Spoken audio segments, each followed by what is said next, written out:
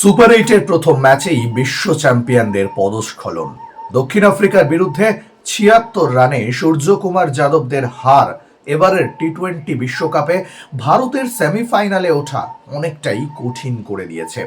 পরবর্তী দুটো ম্যাচ জিতলেও সেমিফাইনালে ওঠা কিন্তু নিশ্চিত নয় টিম ইন্ডিয়ার জন্য। নেট রান রেটের দিকে তাকিয়ে থাকতে হবে ভারতকে, অর্থাৎ বাকি দুটো দল তারা কত ব্যবধানে, কত রানের ব্যবধানে বা কত নেট রান রেট নিয়ে ম্যাচ জিতছে তার উপরেই নির্ভর করে থাকবে ভারতের সেমিফাইনালে ওঠা। কিন্তু বিশ্ব চ্যাম্পিয়নদের কেন এই পদস্খলন? 5 কারণ যদি খোঁজা হয় গতকালকের ম্যাচের নিরিখে, তাহলে সবার প্রথমে যে কারণটা উঠে আসবে সেটা অবশ্যই ভারতীয় দলের বোলিং ব্যর্থতা।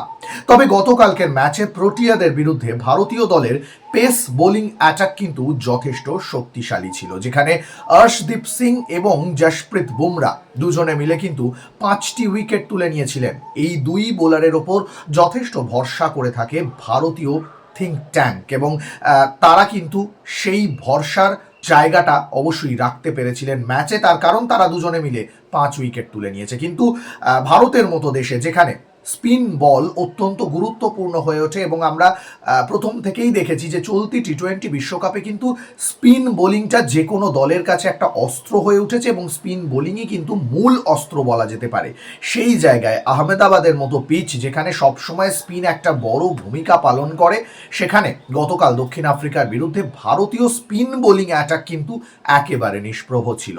এই বোলিং অ্যাটাকটাই কিন্তু কালকের ম্যাচে পার্থক্য গড়ে দিল, যেখানে দক্ষিণ আফ্রিকার কেশব মহারাজা তিনি কিন্তু দেখিয়ে গেলেন যে ভারতের মতো পিচে কিভাবে স্পিন বোলিংটা করতে হয়, এবং সেখানে সম্পূর্ণরূপে ব্যর্থ বরুণ চক্রবর্তীর মতো বোলার, যিনি যে কোনো ম্যাচে একাই তার বলের কারিশমাতে যে কোনো ম্যাচের রং বদলে দিতে পারেন, তিনি গতকাল একাই 4 ওভার হাত ঘুরিয়ে 40-এর বেশি রান খরচ করলেন।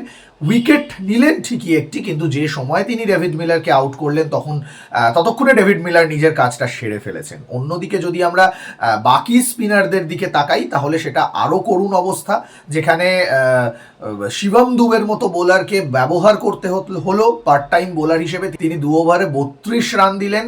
হার্দিক পান্ডিয়ার মতো অলরাউন্ডার তিনিও 40-এর বেশি রান খরচ করলেন। ফলে গতকাল ভারতের স্পিন বোলিং অ্যাটাক কিন্তু একেবারেই সচল ছিল না, যেখানে ভারতের রিজার্ভ বেঞ্চে কিন্তু অক্ষর প্যাটেলের মতো বোলার ছিলেন, যিনি আহমেদাবাদের পিচকে খুব ভালোভাবে চিনতেন। তাকে কেন ব্যবহার করা হলো না, এটা নিয়ে কিন্তু একটা প্রশ্ন থেকেই যাবে। এটা যদি প্রথম কারণ হয়, তাহলে অবশ্যই দ্বিতীয় কারণ ব্যাটিং ব্যর্থতা। চলতি টি-20 বিশ্বকাপে আমরা শুরু থেকেই একের পর এক প্রত্যেকটা ম্যাচের পর আমরা যখন আলোচনা করেছি, বা যে কোনো ক্রিকেট মহলে যখনই আলোচনা উঠে এসেছে, তখনই কিন্তু শোনা গেছে যে ভারতের ওপেনিং সমস্যা। কারণ যে ওপেনার, যে তরুণ ওপেনারের ওপর টিম ইন্ডিয়া ভরসা করে বিশ্বকাপ খেলতে নেমেছিল, সেই অভিষেক শর্মা তিনি কিন্তু সম্পূর্ণরূপে ব্যর্থ। গতকাল দক্ষিণ আফ্রিকার বিরুদ্ধে খাতা খুললেন ঠিকই, কিন্তু মাত্র 15 রান করে আউট হলেন। গ্রুপ স্টেজে 3টে ম্যাচে 0 রান করেছিলেন। এদিনও কিন্তু ব্যর্থ হলেন। 15 রান দক্ষিণ আফ্রিকার বিরুদ্ধে ওপেনার হিসেবে একেবারেই যথেষ্ট নয়। ভরসা করা হয়েছিল ঈশান কিষানের উপর, যিনি এই টি-20 বিশ্বকাপে অভিষেক শর্মার খামতি কিছুটা ঢেকে দিচ্ছিলেন, কিন্তু গুরুত্বপূর্ণ ম্যাচে তিনিও সম্পূর্ণরূপে ব্যর্থ। অর্থাৎ এই ওপেনিংয়ের সমস্যা কিন্তু অবশ্যই একটা বড় ফ্যাক্টর হয়ে দাঁড়ালো। থার্ড পয়েন্ট যদি আসে, সেটা মিডল অর্ডার। মিডল অর্ডারও কিন্তু এই টি-20 বিশ্বকাপে ভারতের একেবারেই আশানুরূপ পারফরমেন্স দিতে পারেনি। অত্যন্ত স্লো ব্যাটিং, এবং বলা ভালো যে কারুরই ব্যাটে রান নেই। একমাত্র শিবম দুবে কালকে 40 টপকালেন, বাকিরা কিন্তু কেউই সেভাবে প্রত্যাশা পূরণ করতে পারলেন না। হার্দিক পান্ডিয়ার মতো বিগ হিটার তিনি কিন্তু ব্যর্থ হলেন।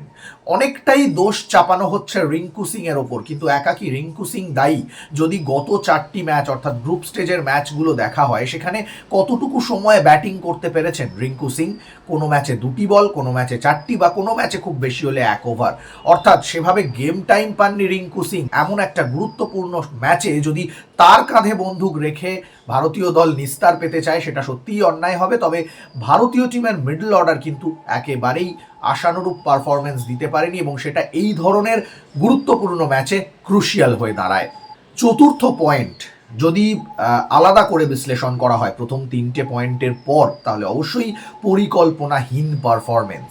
আমরা যদি ব্যাটিং, বোলিং, ফিল্ডিং সমস্ত কিছুকে একসঙ্গে করি, তাহলে ভারতীয় দলের পারফরমেন্সে কোথাও একটা পরিকল্পনার অভাব দেখা গেছে। কারণ সেভাবে গোটা দলের মধ্যে যে একাত্মবোধ, অর্থাৎ ভারতীয় দল থেকে আমরা যে টিম গেমটা পাই, সেই টিম গেমটা কোথাও যেন অভাব থেকে যাচ্ছে এই টি-20 বিশ্বকাপে।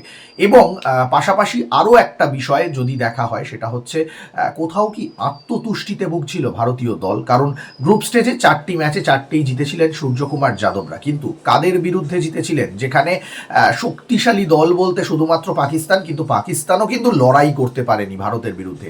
বাকি জয় যদি আমরা দেখি, নেদারল্যান্ডসের বিরুদ্ধে, নামিবিয়ার বিরুদ্ধে, ইউএস এর বিরুদ্ধে, সেখানেও কিন্তু বড় ব্যবধানে জয় পেয়েছে ঠিকই, কিন্তু তারা কিন্তু ভারতের সঙ্গে টেক্কা দেওয়ার মতো সমকক্ষ দল নয়। কিন্তু সেইখানেও কিন্তু নেদারল্যান্ডস ভারতকে কঠিন প্রশ্নের মুখে ফেলে দিয়েছিল। ইউএস এর বোলিং লাইন আপ কিন্তু ভারতকে প্রশ্নের মুখে ফেলে দিয়েছিল। নামিবিয়া কিন্তু ভারতের বিরুদ্ধে লড়াই দিয়েছিল।